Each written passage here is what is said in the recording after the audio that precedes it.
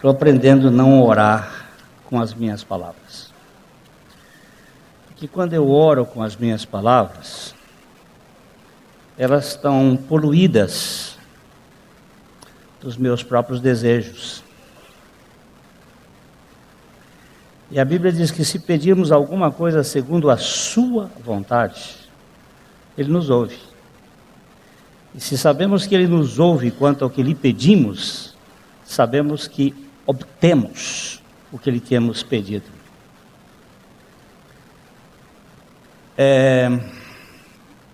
A oração não pode ser feita de nós para Deus, ela é feita de Deus para nós. Porque a Bíblia diz que nós não sabemos orar como convém,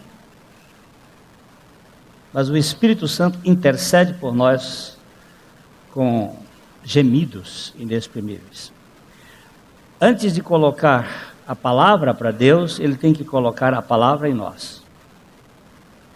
E eu pedi ao Senhor que me desse uma palavra para eu orar. E Ele me deu o Salmo 43, de uma maneira muito, sim, particular. E isto significa exatamente por causa das lutas que a gente enfrenta.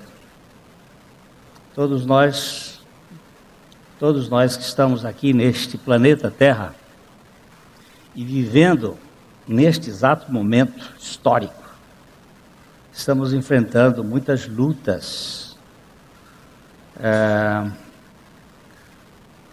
Ontem nós fomos fazer uma visita e a pessoa estava dizendo assim: o mundo está terrível. Os casamentos não grudam, os relacionamentos não se acertam, os filhos não obedecem pais, os pais não conseguem ter paciência. O mundo está. Eu digo, olha, eu acho que na minha visão assim pequena, nós estamos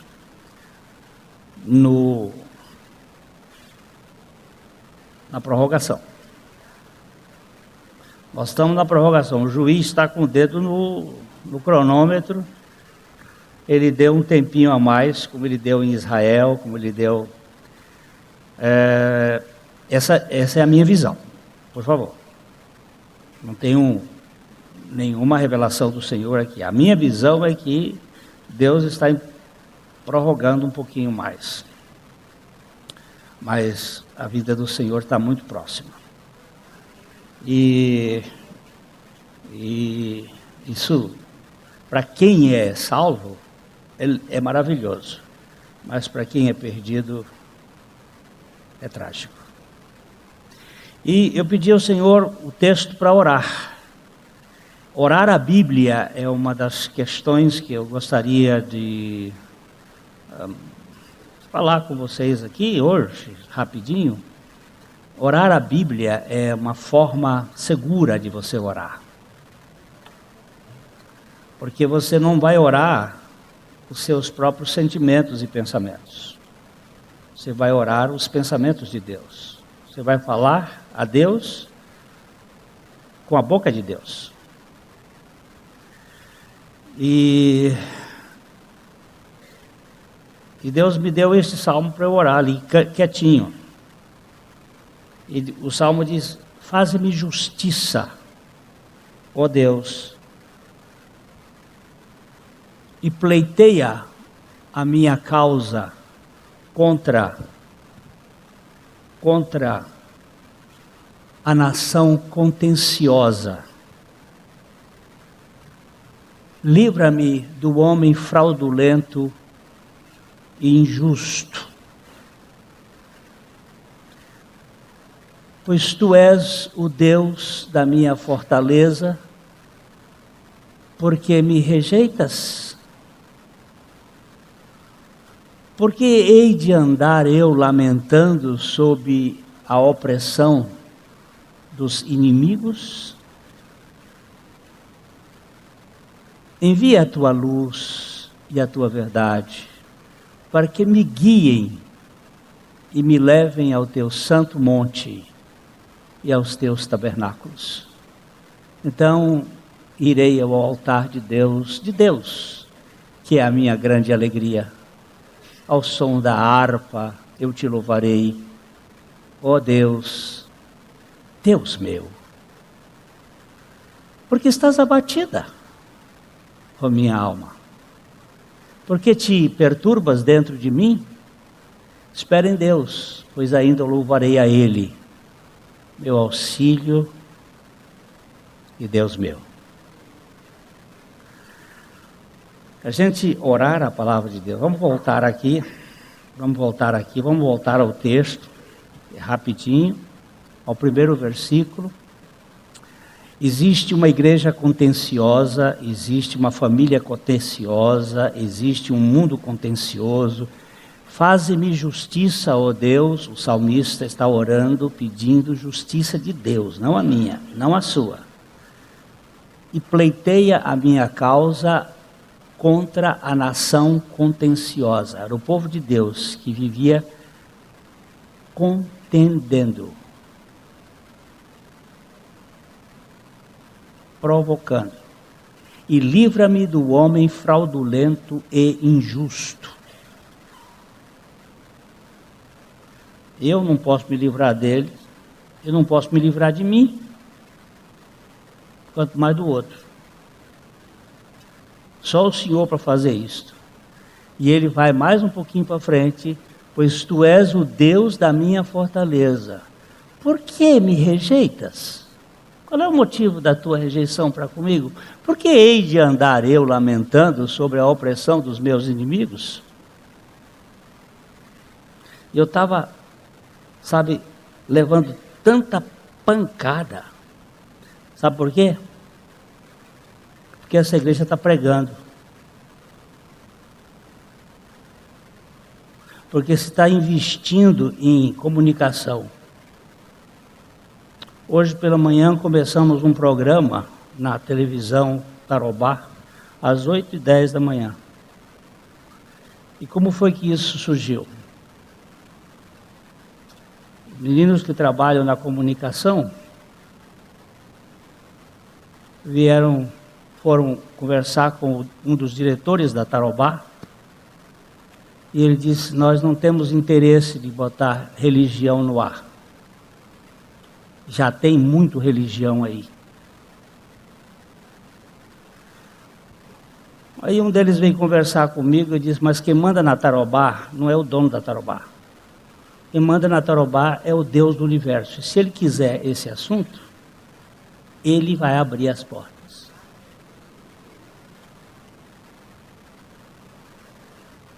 Nós não vamos mexer um palito. E não vamos buscar nenhum recurso. E não vamos pesar a igreja, porque já estou levando muita cacetada, porque estamos investindo em comunicação.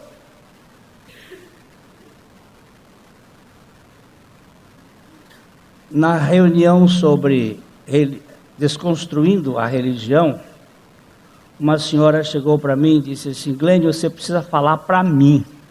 Você fala às vezes assim, olha para mim. Olha na televisão para mim. Até ela chama-se Cristina, eu disse assim: vou criar um personagem chamado Cristino e Cristina. Eu ainda não criei o personagem, mas eu vou chamá-lo agora Cristino, que é aquele que crê em Cristo. E a Cristina, aquela que crê em Cristo. E vou olhar e dizer: ó Cristina, e você vai saber que é para você que eu estou falando. E para você, Cristino, que crê em Cristo. O marido dela olhou para mim e disse assim: por que você não vai para a televisão aberta? Eu disse: só se Deus abrir. E ele disse: como é que você quer se Deus abrir? Eu digo: se ele abrir a porta, porque eu não vou abrir porta. Ele disse: eu sou amigo do dono de lá. Eu digo: tá bom, você é amigo do dono de lá. Les amis de mes amis sont aussi mes amis. Os amigos dos meus amigos são também meus amigos, então eu já estou sabendo que ele é meu amigo. Aí, estou chegando em casa da desconstrução, ele me liga. Conversei com o cara e ele abriu as portas. Manda lá alguém para falar com ele. E quanto à contribuição, 60% já fica por minha conta.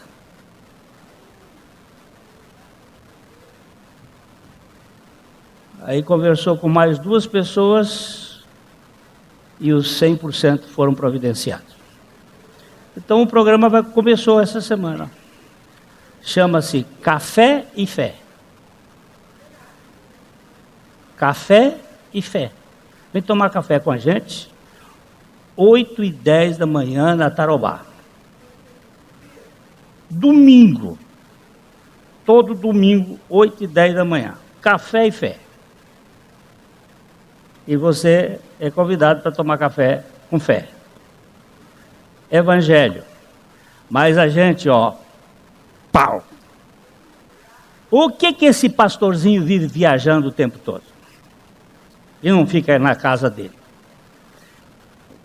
Vou dizer, 12 viagens esse ano foram reduzidas para 6 o ano que vem. Para tentar mexer com essa turma contenciosa, que vive com a língua fora da boca. Só vou fazer os encontros de pastores do Paraguai, da Argentina, do Uruguai, do Chile e da Venezuela. Tá bom? Acabou. Enquanto tiver força por mais um tempo, vamos continuar pregando a loucura do Evangelho.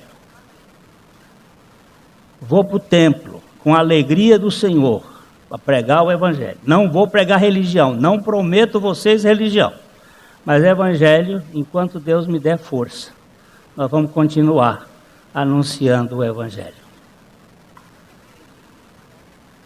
Não, Teresina também ficou, porque são 6, 12 ficaram para 6. Eu estou dando eu não gosto de relatório, mas como a gente leva tanta bordoada, dá uma explicação de vez em quando. Não é, doutor? Olhares incandescentes sobre os odores indulgentes. Nós tratamos esta igreja. No dia 11/8, nós começamos o estudo. Não caminhamos muito. Fomos 1, 2, 3, 4, 5, 6, 7, 8, 9, 10 parágrafos. Aí no dia 8/9, nós fizemos um pouco mais. 1, 2, 3, 4, 5, 6 parágrafos. E agora vamos ver se a gente acaba. Tiatira.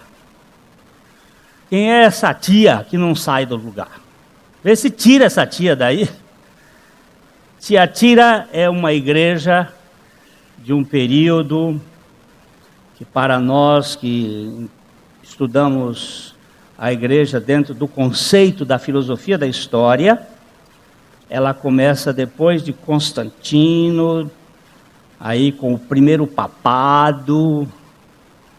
É uma igreja sofisticada, é uma igreja romanizada, dentro do império, que se transportou para aquele sistema. É a igreja que se preocupa com os ídolos, com a idolatria, é a invasão do babilonismo naquela igreja. Tiatira é uma igreja que sua característica principal é o adultério e a idolatria. Adulterar é misturar o evangelho com o esforço humano. Nós falamos aqui da Torre de Babel. A Torre de Babel foi uma construção feita pelos homens depois do dilúvio, com o objetivo de o topo alcançar o céu e tornar célebre o nome daquelas pessoas. É um projeto de Nimrod, é um projeto de fazer do homem o ser mais alto, mais elevado, mais glorificado. Essa torre é construída de barro, de tijolos, com betume. O tijolo é o mesmo material, o barro, que foi feito o homem. É uma imitação do que o homem queria fazer da coisa de Deus. Deus fez um boneco de barro e soprou na narina o fôlego das vidas, e o homem tornou-se alma vivente. Agora, este processo é um processo de fazer no barro o tijolo queimado, e a argamassa era betume. O betume, ele é feito de morte do material orgânico sobre pressão e temperatura. E ali representa aquilo que Deus faz com aquilo que o homem faz. A palavra betume, na língua hebraica, é a mesma palavra para redenção. Então, eles estão usando uma mistura, que é Babel, uma confusão por mistura, que vai gerar numa arrogância, e essa arrogância chega na casa de Anu, na fortaleza de Anu, que é o Deus das trevas. E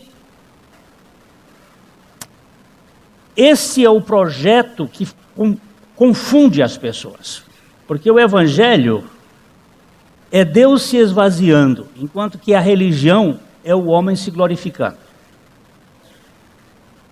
O evangelho é Deus descendo, a religião é o homem subindo. A religião é Deus lavando o pé. Perdão, o evangelho é Deus lavando o pé.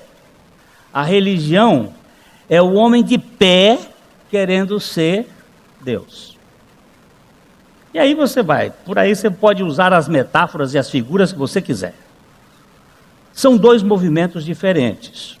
E essa igreja aqui é uma igreja realmente idólatra e adúltera.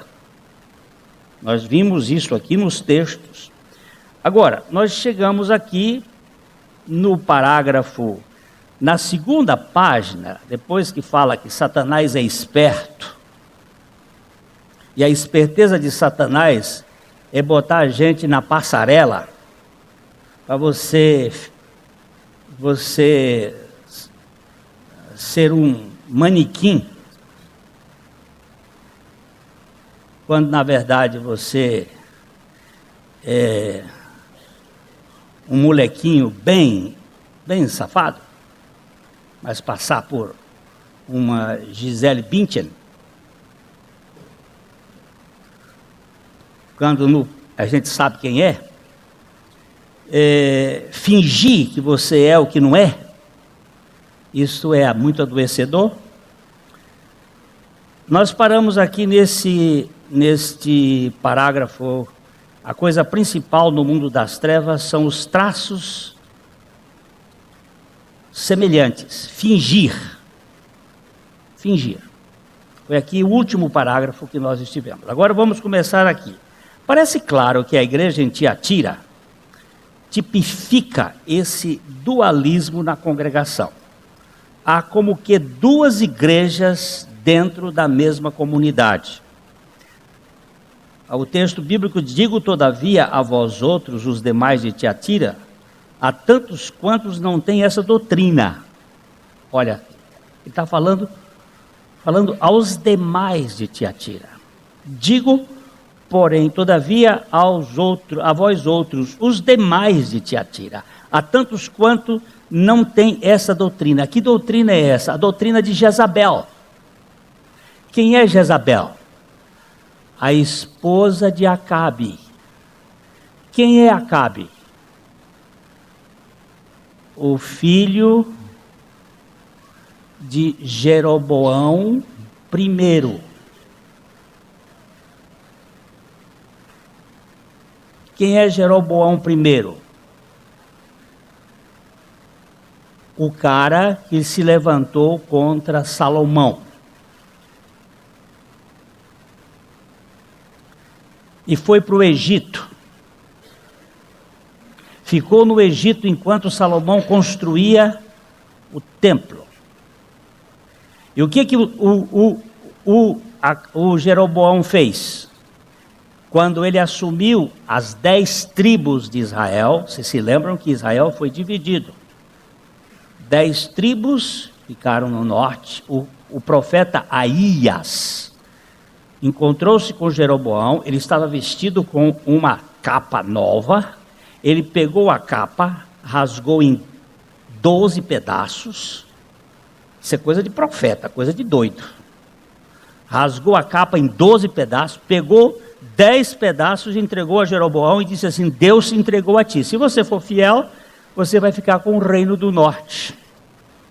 E deixou 2 pedaços para ficar com Roboão, que era o filho de Salomão. A partir daí, Israel ficou dividido. E Acabe era rei de Israel. E casou-se com uma filisteia, a dona Jezabel, que trouxe para Israel a Astarote. Astarote é a figura da Semíramis dos babilônios, que é a mesma figura da Ísis dos egípcios, que é a mesma figura da Diana dos efésios, que é a mesma figura. Ela é uma mulher que tem como o seu símbolo o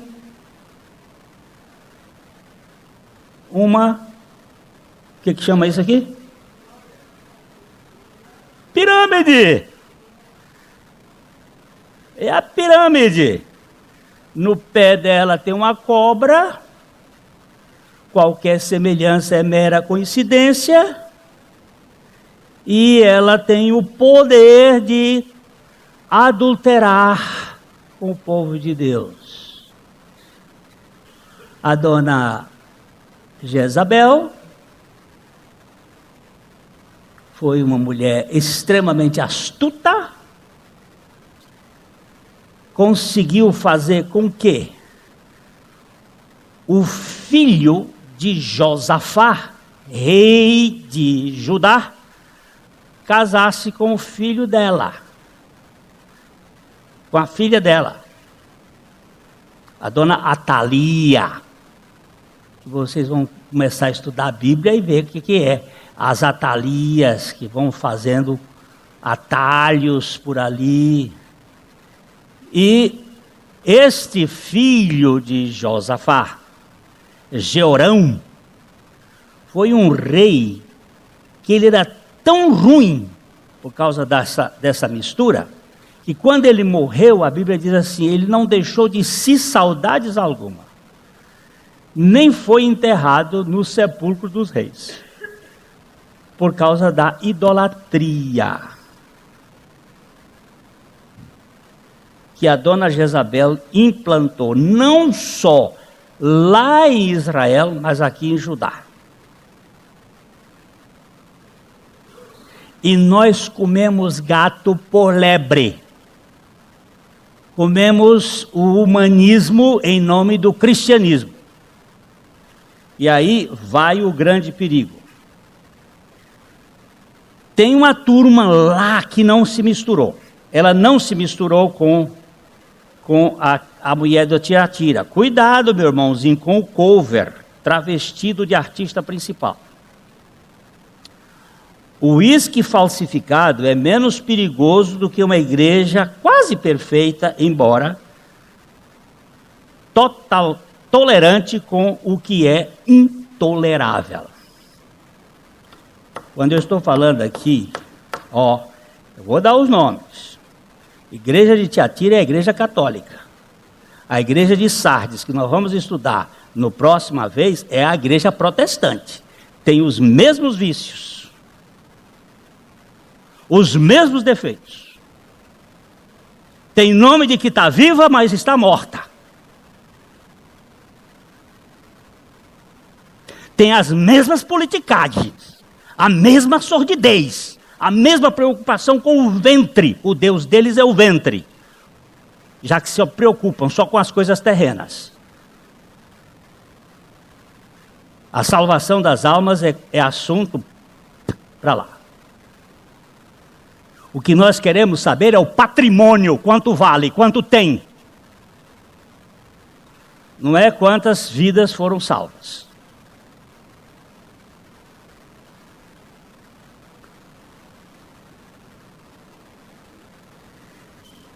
Existe a vide verdadeira, mas também uma que esposa a doutrina sutil do caos, nas profundezas do humanismo.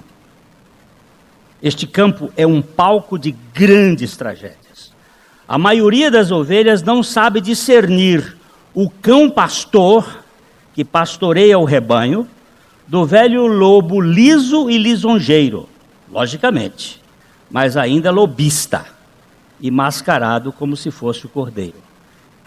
Se você não souber interpretar isso, depois me pergunta particularmente. Dr. Russell Shedd, ele diz o seguinte: todo pastor de ovelhas, lá pelo interior da África, da Europa, que pastoreia ovelhas, tem cachorros pastores. O pastor da ovelha, ele fica num ponto com o cajado na mão. Ovelha é bicho tonto. O bicho mais tonto que existe de todas essas criaturas de Deus aí é a ovelha.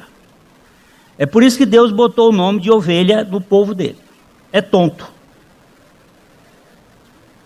Aí o pastor fica com um cajado e fica com uma vara. E aquele cajado ele bate de vez em quando assim. E a ovelha levanta a cabeça. Mas ela, por causa de pasto, ela vai andando, procurando pasto. E a ovelha come até matar a raiz do pasto. Vocês sabem que a guerra que houve lá nos Estados Unidos, na conquista do Oeste, entre os criadores de ovelha e o criador de gado, que a ovelha come e não para de comer. E ela come, e vai andando, de repente a ovelha está no precipício, está lá no buraco, está lá num canto. Aí o que o pastor da ovelha faz? Ele, e o cachorro corre lá e vai lá e bota a ovelha para cá, vai. Então, nós, pastores, do pastor, servimos para isso. Ser o cachorrinho do pastor. Teve um pastor, quando eu escrevi isso num livro, me escreveu uma carta muito longa. Eu não sou cachorro. Aí eu escrevi para ele dizendo assim: não, no sentido de que você não é cachorro, mas no sentido de que você é cachorro de Deus, você serve para juntar as ovelhas do Supremo Pastor, é o cachorrinho do pastor. O Dr. Shedd diz assim: nós somos os cachorrinhos, os perritos do Senhor, para juntar as ovelhas para perto do pastor. O pastor é Cristo. E a ovelha precisa voltar-se para o pastor. O Senhor é o meu pastor, de nada eu tenho falta. Ele me faz repousar junto às águas de tranquilidade, junto aos pastos verdejantes. É Ele que vai cuidar de tudo isso. Agora Ele usa o Maurício, Ele usa a Glênio, Ele usa a Dioclemi, Ele usa esses cachorrinhos vira-lata. Lá em casa nós criamos 6 cachorros quando as crianças eram pequenas.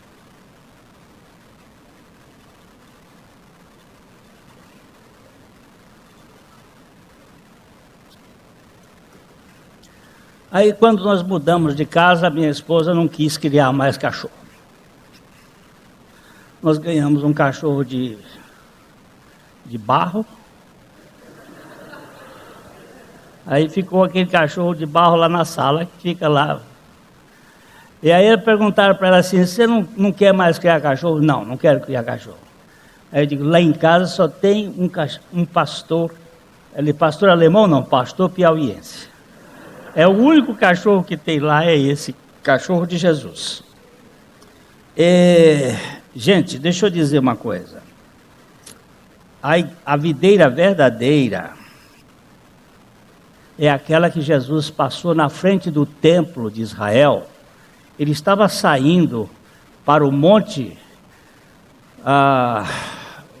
para o Getsemane, para fazer a sua oração final, sua entrega. Ele passou na frente do monte do templo de Jerusalém e tinha uma videira de ouro lindíssima que Herodes, o grande, tinha mandado esculpir, construir. Aí Jesus olhou para aquela videira e chegou lá para os discípulos e disse assim, eu sou a videira verdadeira e meu pai é o agricultor. Aquela lá é falsa. Aquela é de ouro, a minha é de vida.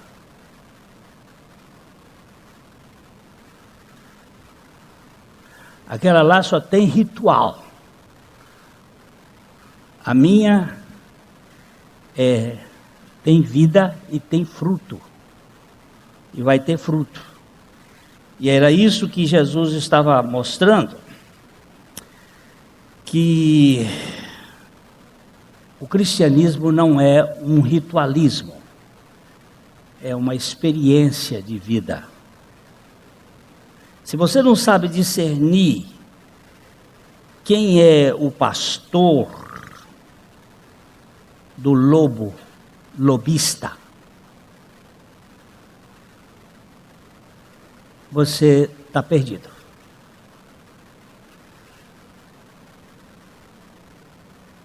Você está totalmente confuso. Vamos dar um pouquinho mais aqui. A vida cristã autêntica é definida pela simplicidade. A simplicidade de Cristo em toda a plenitude. Aqueles que não se encontram com Cristo, não se contentam com Cristo, em singeleza de coração, acabam por se envolver com as profundezas da imitação satânica, achando que elas falam do verdadeiro evangelho de Cristo. Tudo aquilo que promove o orgulho nas entrelinhas e que não traz as marcas da humilhação sem holofotes é falso, por mais espetacular que seja. Quando eu falo de humilhação sem holofotes, significa o seguinte: humilhação sem chamar a atenção para a vitimização. A minha sogra contava de um homem que foi orar, e ele era um missionário, e botou o sapato para trás que mostrava os buracos da sola do sapato, que era para dizer para a igreja que ele precisava de sapato novo.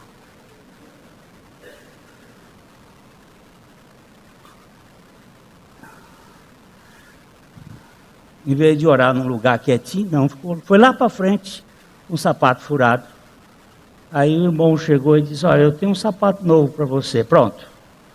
Isso chama-se holofotes.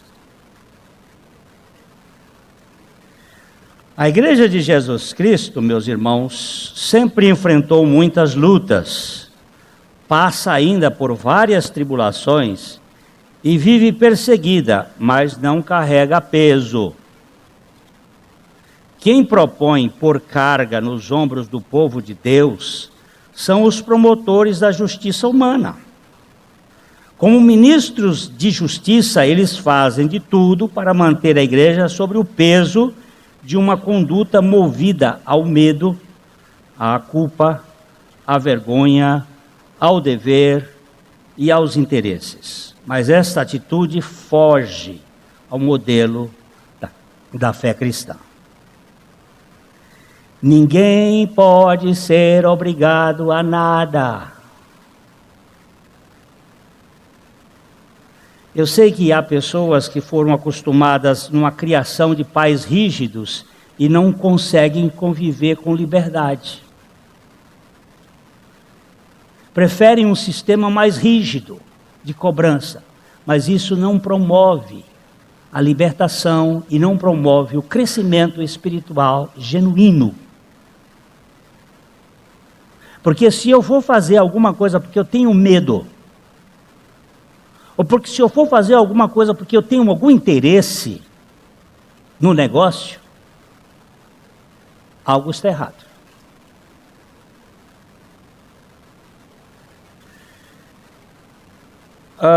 Uma irmã saiu aqui da nossa igreja porque disse que eu nunca preguei um sermão sobre o inferno. Eu disse, olha, minha irmã, ela ficou muito brava comigo. Eu disse, olha, eu sou de uma teoria da Madame Guyon. Madame Guyon foi uma católica do século XVII, e ela disse uma coisa muito preciosa. Ela, com uma tocha na mão e com um balde na outra, ela gritava na frente do Palácio de Versalhes, lá em Paris. Ela gritava assim, eu quero botar fogo no céu com essa tocha, e eu quero apagar as labaredas do inferno com esse balde d'água. Isso é uma contradição. Onde havia fogo, ela queria apagar, e onde não havia fogo, ela queria botar fogo. E as pessoas começaram a gritar, mulher, você está doida? O que você está querendo? Eu estou querendo botar fogo no céu para que vocês não procurem Deus por causa dos interesses das ruas de ouro e nem das benesses dos céus. E eu quero botar água, apagar as labaredas do inferno para vocês não procurarem Deus com medo de ir para o inferno, mas para vocês buscarem a Deus pelo que Ele é. Ele é amor. E no dia que você descobrir isto, você vai encontrar a vertente do Evangelho. Deus é amor. Quando você entender isto, o seu filho vai lhe obedecer por amor e não por medo.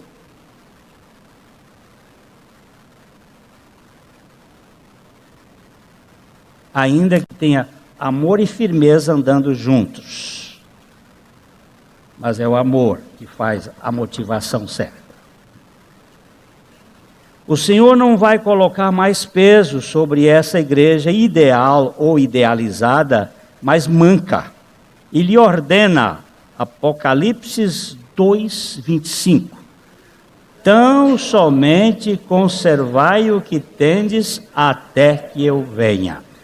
Ele anunciou aqui a vinda dele.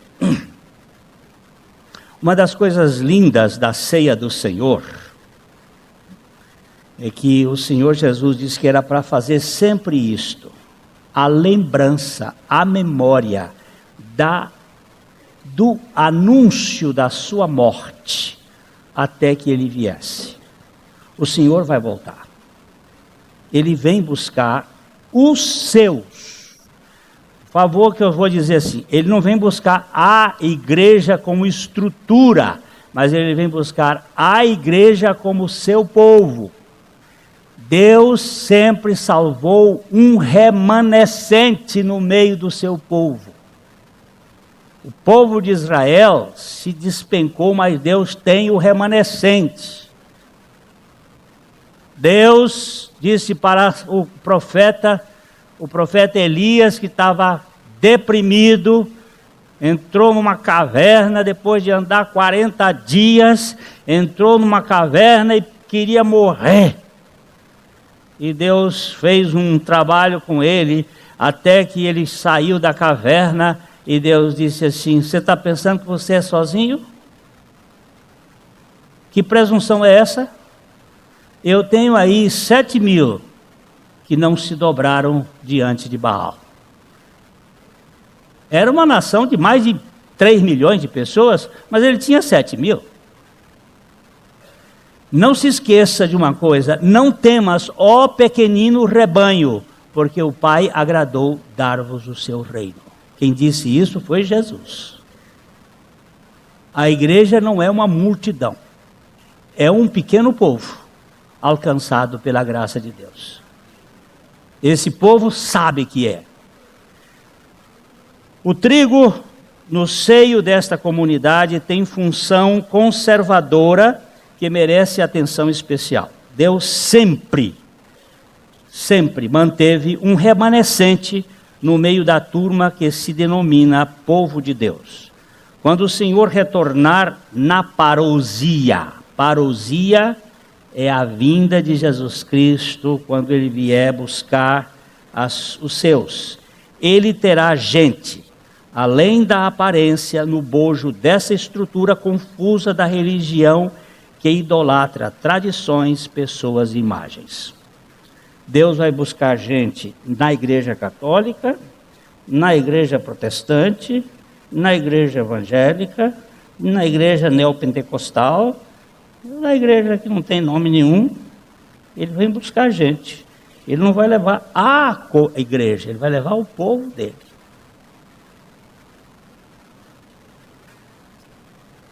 Vai estar 2 pilando no pilão e um vai e o outro fica. Vocês sabem que tem uma companhia americana nos Estados Unidos que não permite 2 pilotos crentes pilotando o avião. Isso é sério, estou brincando não, isso é sério. Porque lá vai um, ele tem que botar um perdido com... Só que se o crente for bem crente mesmo de verdade, ele pode ser um pregador e levou os 2 e o avião fica. Mas isso é conclusivo. E Deus não tem compromisso com a Igreja Batista. Não é pelo fato de você ter sido batizado ali, por sinal, depois você pode ler o artiguinho de frente das gotas de generosidade, que eu falo sobre batismo, e batismo, às vezes a gente confunde batismo nas águas com batismo em Cristo.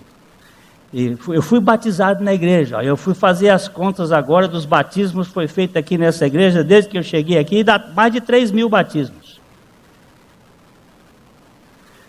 Mas será que esse povo todo está salvo? Mas eu não tenho nem pressão, quanto mais sugestão. Quanta cobra é batizada? Uma vez eu fui fazer um batismo lá na chácara, quando batizei a mulher, desceu uma cobra junto. Eu digo, será que são 2? A cobra desceu.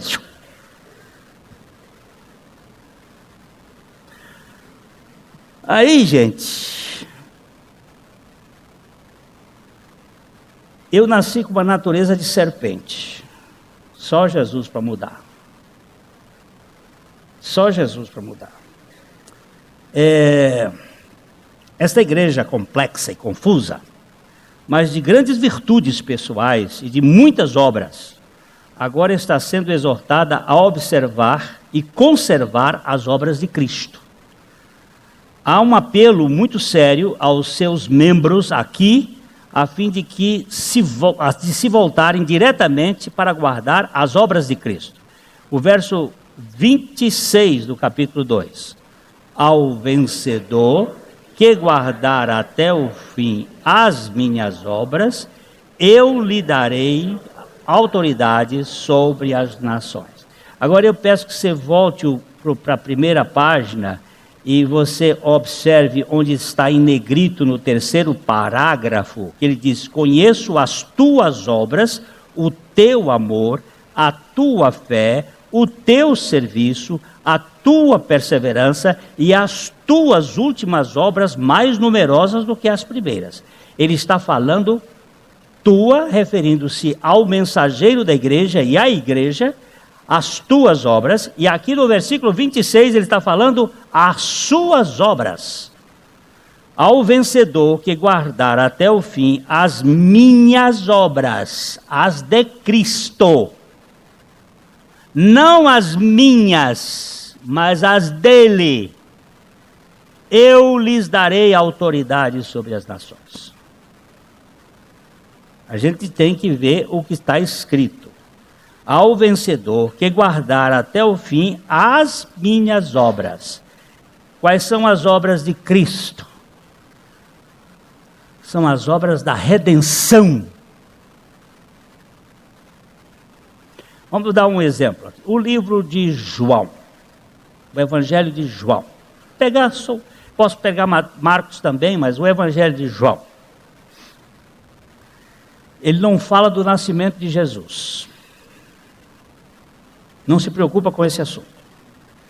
Os únicos evangelhos que tratam do nascimento de Jesus é Lucas e Mateus. João nem passa por cima do nascimento de Jesus. Já começa mostrando Jesus no início do seu ministério, ali no capítulo 2, fazendo o primeiro milagre num casamento, que isso já é no início do seu primeiro ano de ministério. Gasta 1, 2, 3, 4 capítulos e já começa na última semana. A partir do versículo 7, João se dedica à última semana de Jesus Cristo na face da terra. Por quê? Porque a ênfase do Evangelho está na obra de Jesus Cristo, da sua morte e ressurreição. Eu posso fazer isso com Lucas, eu posso fazer isso com Marcos. Eles gastam algum tempo sobre alguns milagres, alguma coisa, mas o que eles estão enfatizando nos evangelhos é que Jesus Cristo se encarnou para morrer e ressuscitar, e a fim de, na sua morte e ressurreição, nos levar a morrer e ressuscitar juntamente com ele e ganharmos a vida dele. É isso que é o evangelho. Ao vencedor não é que guardem as suas obras. Eu sei que vocês têm obras, eu sei que vocês têm coisas maravilhosas, mas isso aí não serve para a salvação. O que serve para a salvação é que vocês guardem as minhas obras.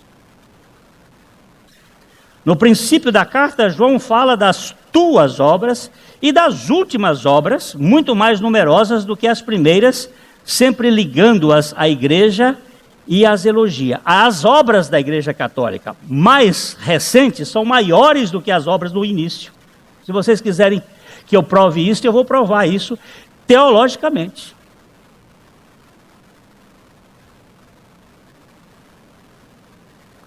E Deus está dizendo, as suas obras são grandes.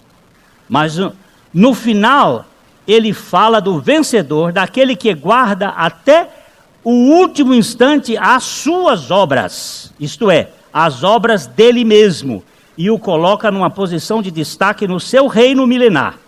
Vemos aqui duas fontes ou matrizes de obras, aquelas ligadas à justiça própria e aquelas outras que dependem da justiça do Cordeiro. Nós vamos dar um toquinho aqui.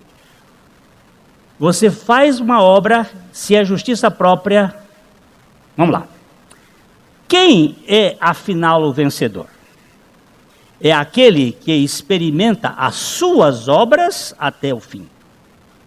É aquele que depende do sacrifício de Cristo de ponta a ponta. Ou seja, aquele que confia na suficiência da obra de Cristo e não depende das próprias obras para a sua salvação.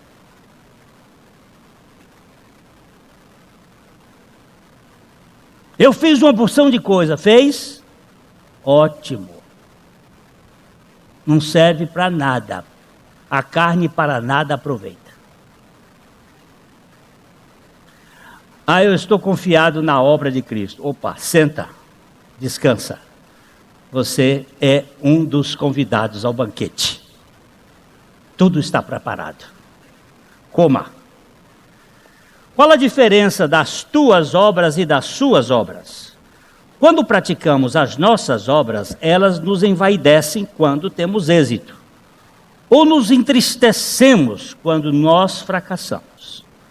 As obras de Cristo, por outro lado, sempre nos satisfazem.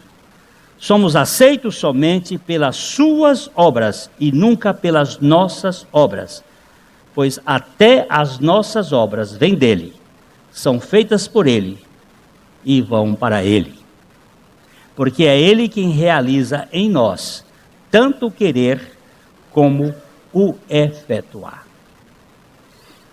Eu sei disso, como meu coração é enganoso. Eu estava lá em Cascavel, estávamos conversando, essa semana passada, num congresso de homens, numa fazenda. Estávamos conversando e tal, e eu ouvi, esse ouvido daqui, ele só tem 30%. Mas esse daqui, eu acho que tem o 100 e mais um pouquinho. E eu estava desse lado aqui, ouvi alguém falando, não sei o que, pastor Glênio. Quando fala o nome, acende uma luz. E aí eu fui pescar e distrair do sujeito que está falando comigo. Ele está conversando comigo e eu agora estou pescando a conversa do lateral, a uns 10 metros, 5 metros dali. Pá, pá, pá. Aí Deus diz assim, o que você quer escutar lá? Eu estou colocando uma pessoa aqui com você, porque eles estão falando bem de você. O seu assunto é o meu filho.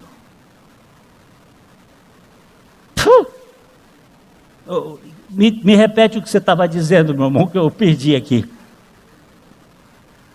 Meu irmão, Mário Rocha, teve um caso muito interessante. O filho dele estava fazendo um trabalho numa serra circular e num momento, aquele fração de minutos, vocês sabem, ele perdeu esse dedo aqui. E um pingo do sangue do Fernando caiu na bota do Mário Rocha. Eles correram daqui, foram para São Paulo, foi tudo a mão de Deus abrindo portas. A menina da Núria aqui fizeram coisas assim, extraordinárias, deu tudo certo. Eles chegaram lá, o médico fez, o Fernando está recuperando, uma coisa fora do sério. O Mário olhou para a bota dele, com aquele sangue, e disse, vou guardar essa bota. Porque ela tem o sangue do meu filho. O Espírito Santo olhou para ele e disse assim, aliás, o pai falou para ele assim, e você que tem o sangue do meu filho, você não quer guardar-se para mim? Ele apanhou sabão e limpou tudo e disse, eu não quero estar debaixo de sangue de ninguém, senão do sangue do Cordeiro.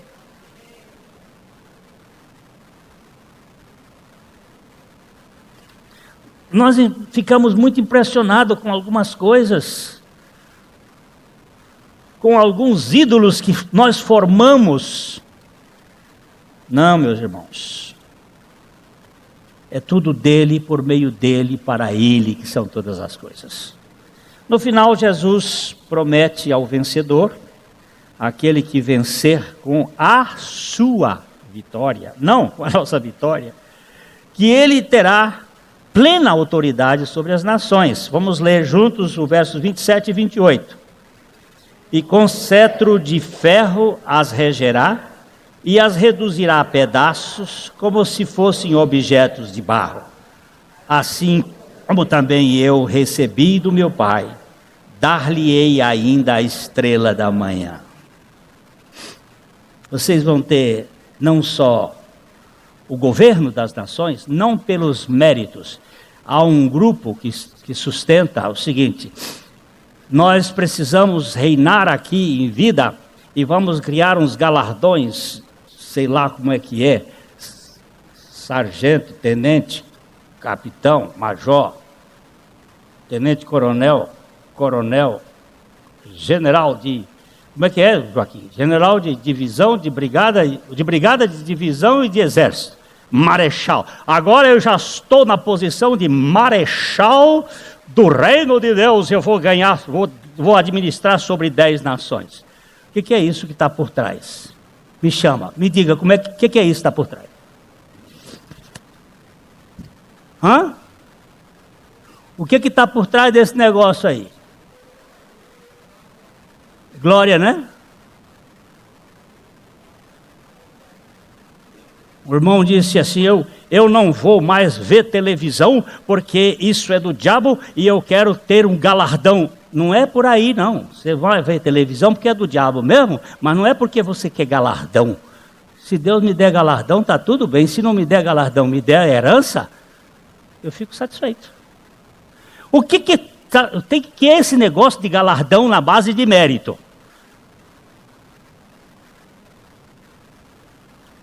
Eu não sei o que é galardão. Não me pergunte o que é galardão. Mas uma coisa eu posso lhe dizer, é para ficar olhando as obras de Cristo. E é Cristo do começo ao fim.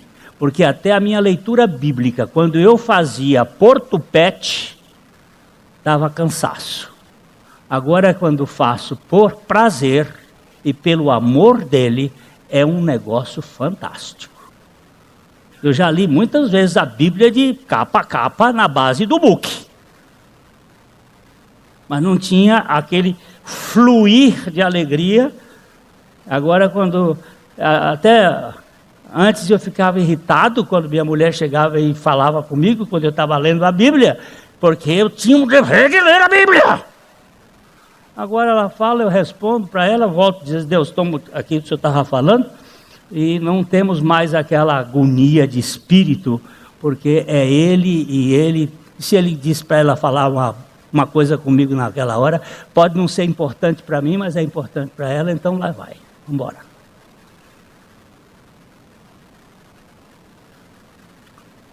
Nós não seremos vitoriosos por nossos próprios méritos, nem regeremos com firmeza no reino milenar por causa de nossas obras e qualidades, mas por causa da plena suficiência do Cordeiro. De fato, tudo na vida cristã, do começo ao fim, é dado, promovido, sustentado, concluído totalmente pela vida substituída de Cristo em nós. Do começo ao fim. Eu estava ouvindo a rádio, eu gosto de ouvir aquela rádio,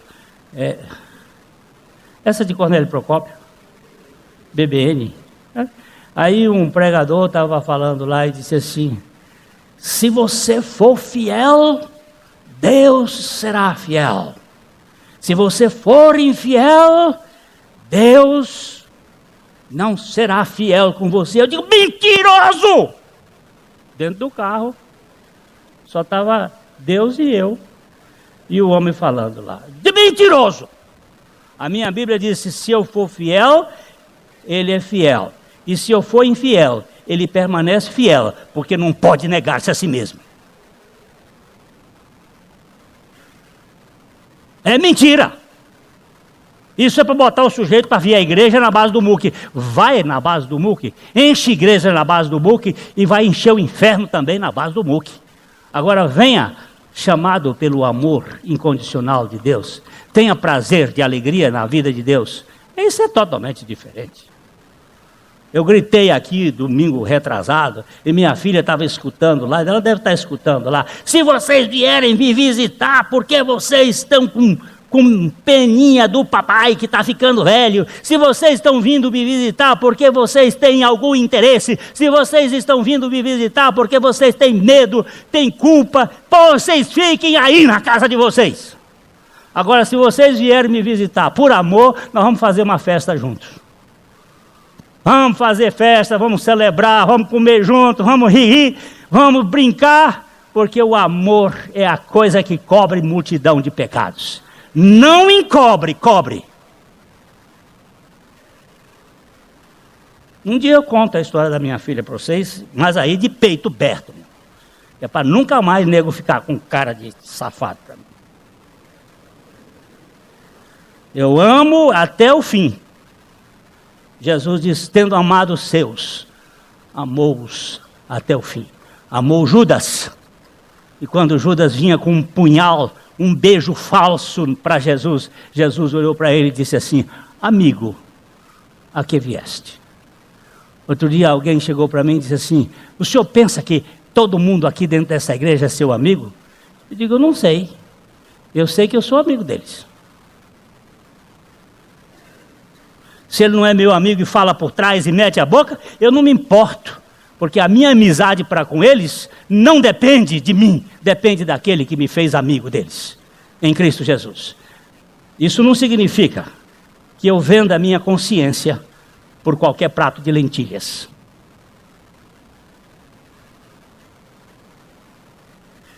Sendo assim, é bom ter discernimento e acuidade diante dessa atitude sutil de indulgência que vem sempre disfarçado de adequação. Veja o que diz Apocalipse 2:29.